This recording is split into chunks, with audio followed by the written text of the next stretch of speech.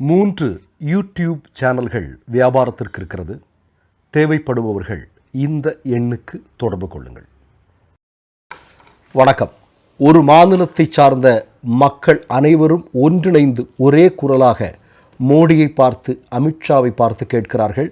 எங்கள் பிள்ளைகளுக்காக, எங்களுடைய பிள்ளைகளின் எதிர்காலத்திற்காக ஒதுக்கப்பட்ட 60,000 கோடி ரூபாயை என்ன செய்தீர்கள் என்று கேட்டிருக்கிறார்கள். அதாவது கடந்த ஒரு வருடத்தில் மட்டும் பாஜக ஆட்சி நடக்கக்கூடிய மாநிலத்தில் 54 பள்ளிக்கூடங்கள் மூடப்பட்டிருக்கின்றன. ஒரே ஒரு அறையுடன் 341 பள்ளிகள் இயங்கிக் கொண்டிருக்கின்றன. ஒரே ஒரு ஆசிரியருடன் 1606 பள்ளிக்கூடங்கள் இயங்கிக் கொண்டிருக்கின்றன. இது எங்கே தெரியுமா? மோடியினுடைய குஜராத்தில், அமித்ஷாவினுடைய குஜராத்தில் இது நிகழ்ந்திருக்கிறது. சில தினங்களுக்கு முன்பு காங்கிரசினுடைய எம்எல்ஏவாக இருக்கக்கூடிய கிரீத் பட்டேல் ஒரு கேள்வியை சட்டமன்றத்தில் எழுப்புறார். என்ன கேள்வி அப்படின்னா, சமீப காலமாக குஜராத்தில் ஏராளமான பள்ளிக்கூடங்கள் மூடப்பட்டு கொண்டிருக்கிறது அல்லவா? எத்தனை பள்ளிக்கூடங்கள் மூடப்பட்டிருக்கின்றன? பள்ளிக்கூடங்களுடைய தற்போதைய நிலைமை என்ன? எங்களுக்கு அதனுடைய லிஸ்ட்டு தேவைப்படுது அப்படின்னு கேட்குறாங்க. அதற்கு பாஜக ஒரு அறிக்கையை அவர்கள் கொண்டு வந்து சேர்த்துருக்கிறாங்க. அந்த அறிக்கையில் அவர்கள் சொல்லியிருப்பது என்ன அப்படின்னா, மாணவர்கள் இல்லாததால், குஜராத்தில் படிக்கிறதுக்கு மாணவர்களே இல்லையா, பிஜேபிக்காரன் சொல்கிறான், மாணவர்கள் இல்லாததால் 54 பள்ளிகள் மூடப்பட்டிருக்கின்றன. துவாரகா என்று சொல்லக்கூடிய மாவட்டத்தில் 9 பள்ளிகளும், ஆரவல்லி 7 பள்ளிகளும், ஆம்ரேலியில் 6 பள்ளிகளும், போர்பந்தரில் 6 பள்ளிகளும், ஜுனாகத்தில் 4 பள்ளிகள் மற்றும் சோட்டா, உதய்பூர், ஹட்ச், ராஜ்கோட் இங்கே தாலா 3 பள்ளிக்கூடங்களும், கேதா, ஜாம்நகர், நவரசி ஆகிய மாவட்டங்களில் தாலா 2 பள்ளிகளும், பாவ்நகர், டங், கிர், சோம்நாத், மகசனா, பஞ்சமகால், சூரத், சுரேந்திரநகர் ஆகிய மாவட்டங்களில் தலா 1 பள்ளி என கடந்த ஒரு வருடத்தில் 54 பள்ளிக்கூடங்களை நாங்கள் மூடியிருக்கிறோம். அதான் மாணவர்கள் படிக்கிறதுக்கு மாணவர்கள் இல்லையாம், அங்கு அரசு பள்ளிகளில் படிக்கிறதுக்கு மாணவர்களே வரலையாம், அதனால் நாங்கள் மூடிட்டோம் அப்படின்னு பாஜகக்காரன் சொல்கிறான். 341 பள்ளிகள், நான் ஆரம்பத்தில் சொன்ன மாதிரி 341 பள்ளிகள் ஒரே அறையில் செயல்பட்டு இருக்கு. 1 முதல் 8 வகுப்பு வரையிலான மொத்தமுள்ள 32,000 பள்ளிகளில் 1606 பள்ளிகள் வெறும் ஒரே ஒரு ஆசிரியருடன் செயல்பட்டு வருகிறது.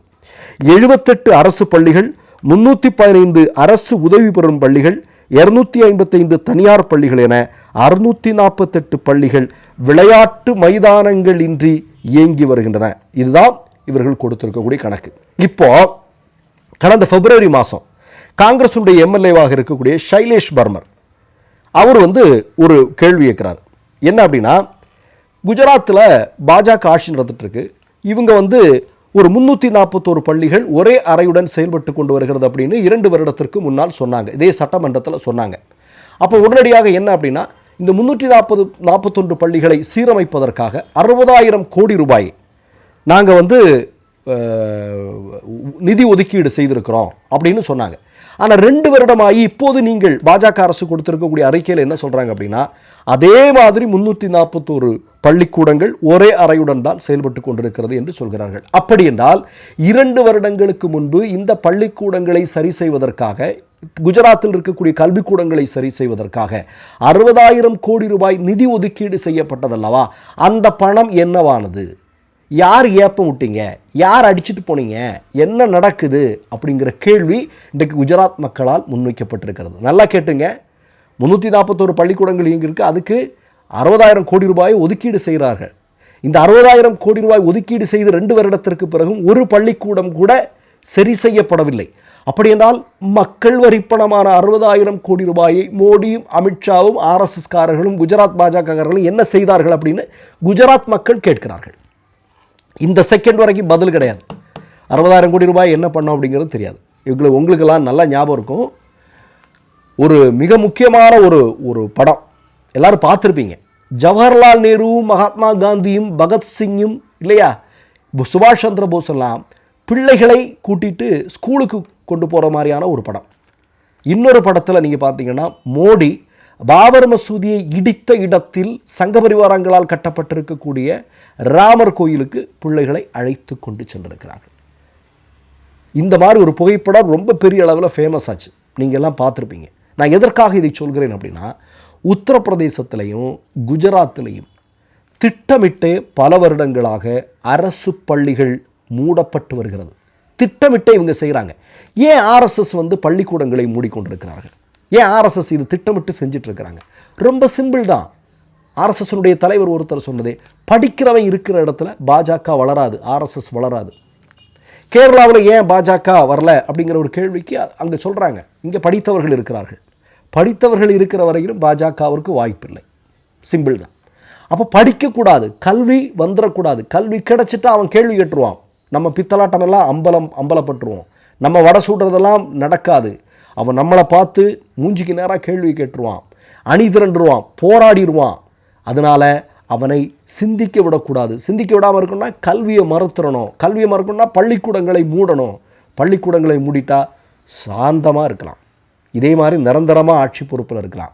இதுதான் சங்க பரிவாரங்களுடைய திட்டம். அதனால தான் குஜராத்திலையும் சரி, உத்தரப்பிரதேசத்திலையும் சரி, திட்டமிட்டு பள்ளிக்கூடங்கள் மூடப்பட்டு கொண்டிருக்கின்றன. நீங்கள் பாருங்களேன், நம்முடைய மாநிலம் தமிழ்நாடு, நம்முடைய பக்கத்து மாநிலம் கேரளம், அரசு பள்ளிகளில் இன்றைக்கு அரசு பள்ளிகளை மேம்படுத்துவதற்காக இங்கே இருக்கக்கூடிய இந்த நம்முடைய திராவிட மாடல் அரசும் அங்கே இருக்கக்கூடிய கம்யூனிஸ்ட் அரசும் எத்தகைய முயற்சிகளை மேற்கொண்டதன் விளைவாக பிரைவேட் ஸ்கூலில் போகிறத விட அரசு பள்ளிகளில் வரக்கூடிய மாணவர்களுடைய எண்ணிக்கை இன்றைக்கு அதிகரித்திருக்கிறதா இல்லையா? அப்போ கல்விக்கு முக்கியத்துவம் எதற்காக அவர் கொடுக்கிறார்கள்? சிந்திக்கணும். தலைமுறைங்கிறது சிந்திக்கணும். அடுத்த தலைமுறை சிந்திக்கணும். சிந்திக்காத தலைமுறை கஷ்டம் இல்லையா?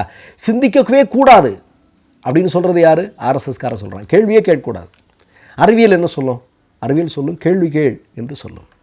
ஆனால் இவர்கள் நம்பக்கூடிய சித்தாந்தம் இவர்களுக்கு என்ன சொல்லிக் கொடுக்கிறது? கேள்வியே கேட்காத, சொல்கிறத ஒன்று. மாட்டுச்சாணத்திலிருந்து கேன்சருக்கு மருந்து கண்டுபிடிக்கணும்னு நாங்கள் சொன்னால் நீ நம்பு. ஆனால் எங்களுக்கு பிரச்சனைனா நாங்கள் போய் எய்ம்ஸில் படுத்துப்போம்.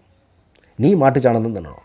பசுவை தடவி கொடுப்போம், நாங்கள் கேன்சர் குறையும்னு நாங்கள் சொல்லுவோம். ஆனால் எங்களுக்கு ஒரு பிரச்சனைனா நாங்கள் ஹாஸ்பிட்டலில் படுத்துருவோம். ஆனால் நீ தடவிட்டு தான் இருக்கணும். நாங்கள் சொல்கிறத நீ கேளு, எதிர்த்து கேள்வி கேட்காத. இதுதான் சங்க பரிவாரங்களுடைய ஒரு மிகப்பெரிய அஜெண்டா. இதை செயல்படுத்துவதற்காகத்தான் இவங்க என்ன பண்ணுறாங்கன்னா, இவங்க ஆட்சி அதிகாரத்தில் இருக்கக்கூடிய பல்வேறு இடங்களில் கல்விக்கூடங்களை இல்லாமலாக்கி கொண்டிருக்கிறார்கள். எங்கே போய் முடியும்னே தெரில. கொஞ்சம் யோசிச்சு பாருங்கள். குஜராத் மாடல் என்று வடை சுட்டு கொண்டு ஆட்சி பொறுப்பிற்கு வந்தவர்கள் அந்த மாநிலத்தில் 60,000 கோடி ரூபாயை ஏப்பம் பெற்றிருக்கிறார்கள். அதே மாதிரி பெண்களுக்கான திட்டம் இல்லையா? பெண்களுக்கான திட்டத்திற்காக ஒதுக்கப்பட்ட தொகையில் 60% அதிகமாக பாஜகவுடைய விளம்பரங்களுக்காக எடுத்து செலவு செய்திருக்கிறார்கள் என்ற தகவலும் இன்றைக்கு வெளிவந்திருக்கு. அப்போ பாருங்களேன், நீங்கள் என்ன நடந்துட்டுருக்கு அப்படின்னு. யார் கேட்க போகிறா? இதெல்லாம் என்ன நடக்க போகுதுன்னே தெரியல. மற்றொரு நிகழ்வில் சந்திப்போம். நன்றி, வணக்கம். மை நேம் இஸ் ரெட் சேனலை சப்ஸ்கிரைப் பண்ணிக்கோங்க. அதுக்கப்புறமா பக்கத்தில் இருக்கிற ஜாயின் பட்டனை கிளிக் பண்ணீங்கன்னா ஒரு நியூ பேஜ் ஒன்று ஓப்பன் ஆகும். அதுலேயும் ஜாயின் பட்டனே கிளிக் பண்ணிக்கோங்க. அதில் பார்த்தீங்கன்னா credit R debit card options இருக்கு. இதில் உங்களுக்கு விசா, மாஸ்டர் கார்டு, ரிப்பே அப்படின்னு 3 ஆப்ஷன்ஸ் கொடுத்துருக்காங்க. அதில் நீங்கள் எந்த கார்டு சூஸ் பண்ணுறீங்களோ அந்த கார்டோட நம்பர் என்டர் பண்ணிக்கோங்க. அப்புறமா கார்டோட வேலிடிட்டி மந்த் அண்ட் இயரை டைப் பண்ணிக்கோங்க. அடுத்தபடியா உங்க கார்டோட பின்னால சிவிசி கோடுன்னு சொல்லிட்டு 3 நம்பர்ஸ் கொடுத்துருப்பாங்க. அந்த நம்பர் இதில் என்டர் பண்ணிக்கோங்க. அப்புறமா அட்ரஸ் அண்ட் இன்ஃபர்மேஷன் என்டர் பண்ணிட்டு பைங்கிற பட்டனை கிளிக் பண்ணிக்கோங்க. ஒருவேளை உங்க கார்டு நம்பர் இன்வாலிட்னு காமிச்சிச்சுன்னா உங்க கார்டுல இன்டர்நேஷனல் யூசேஜை எனேபிள் பண்ணுங்க.